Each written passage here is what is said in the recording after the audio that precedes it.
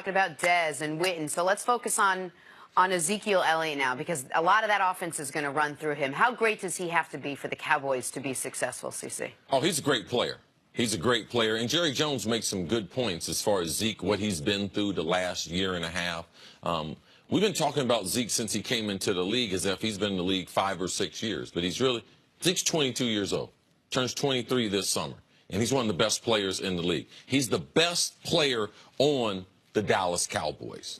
All right, so it's important for him to have a spectacular season. And the way the team is built with having a great offensive line, no, they need Zeke to play like an NFL quarterback would play. We have a saying around the league that a good quarterback wins you about 4 to 6 games. The great quarterbacks, they win you about 8 games a year, just having them under center. When you have a great tailback like Zeke, he can tip that scale. He can win you 4 to 6 games. He's that kind of good. Also, I believe that they might be able to give him spelling just a little break. A sleeper pick. Dallas drafted Bo Scarborough in the 7th round out of Alabama. Now, he's a tremendous athlete, runs downhill, and I believe with Dallas' style, that offensive line, these two running backs, I believe Zeke runs for 1,500 yards this year. I expect Zeke to have a spectacular year, and he is beyond the investigation. He's beyond the burden. He's been in the league now a couple years. I expect to see the best Zeke that we've seen on the football field. Listen, they need him to be exactly that, see.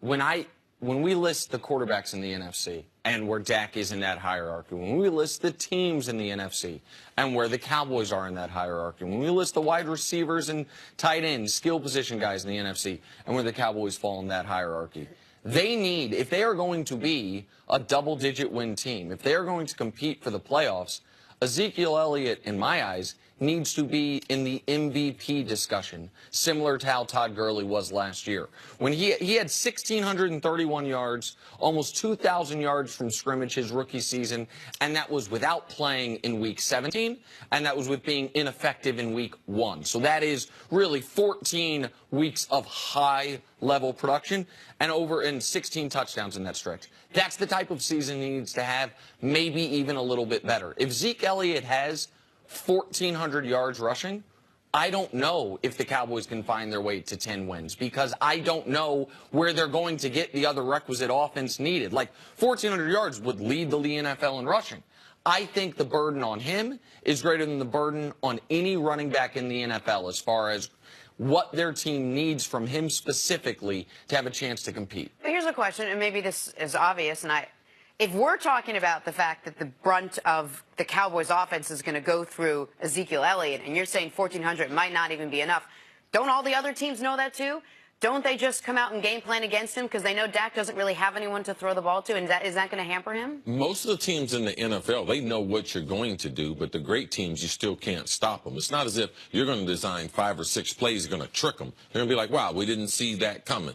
The good teams, you know exactly what they're going to do. The teams that become good, the great is they come up with a few little wrinkles off of this. Now, how do they involve Tavon Austin in this offense? Even though they could fake the Zeke up the middle, they can run a lot of RPOs. Yes, this is what Dallas is going to do, but their offensive line, they got 3 Pro Bowlers on that offensive line, and Zeke, there's nothing you can do about it. They can run the football, and they run the football as good as anyone we've seen in the NFL the last 10 years. And what defines greatness in sports, but in professional football particularly, is when the other team knows exactly what you're going to do, and they still can't stop you. It's one of your favorite stories that I've relayed is Larry Allen, that Larry Allen famously, on certain running plays, would make the sound of a train, like a train's whistle, walking to the line of scrimmage, the All-Pro Hall of Fame guard for the Dallas Cowboys, letting the defense know, they are running behind me. You can't stop it. I am better than you. I am better than who you're going to put out in front of me.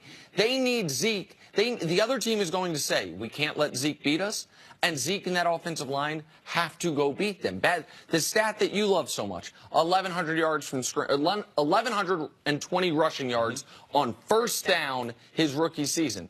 That's what they've got to get back to. 2nd and 4s, 2nd and 3s, where no matter how limited your skill position guys are, the defense is at such a disadvantage. Yeah, I don't think people understand the totality and the physical damage the running game does to a defense and how we have seen. If you have a good running game, it's amazing how much better your defense gets because it doesn't have to play on the field as long. And if this can be a running team that can score early, that's what happens when Dallas runs the ball. It really helps out their defense, which is a little undersized, and then they get after the quarterback, help create turnovers. It's a lot of pressure to put on both Zeke and Dak. You're asking these two guys in their third year. We need both of you to go out and be the saviors for this team. Well, I think Zeke can remove some of the pressure from Dak by playing at the level that I'm talking about. I also think for Zeke, he does have, to a degree, something to prove in a different way than he has at any point in his short NFL career. When you're a top 5 pick as a running back, it's hard to say you were overlooked or underrated. When you immediately come onto the scene and you are the best running back in football your rookie season, it's hard to say you're underappreciated or underrated. But last year, when all of a sudden, oh, look at Todd Gurley. Look at what Alvin Kamara did. Look at these other players across the league while you're dealing with a suspension, while you're dealing with not participating in the postseason. Now, all of a sudden, Zeke, for the first time, I would imagine, since he first got to Ohio State, has something to prove again. I don't know how much that actually incentivizes a player, but I don't think that can be a bad thing. I can't find the Cowboys offense otherwise. I can't find the points. I can't find the yards they're going to need to compete in what is, to me, the far tougher of the conference. Yeah, also, I think I have more confidence in Allen Hurns as a wide receiver and what he can do and how he can replace some of what they lost with Witten and some of what they lost with Dez Bryant. I have confidence that he still can be he's still a young player, that he can be a very good receiver. All right, we'll take a break. What did the Celtics win over the Sixers prove about Kyrie Irving? That's next on First Things First.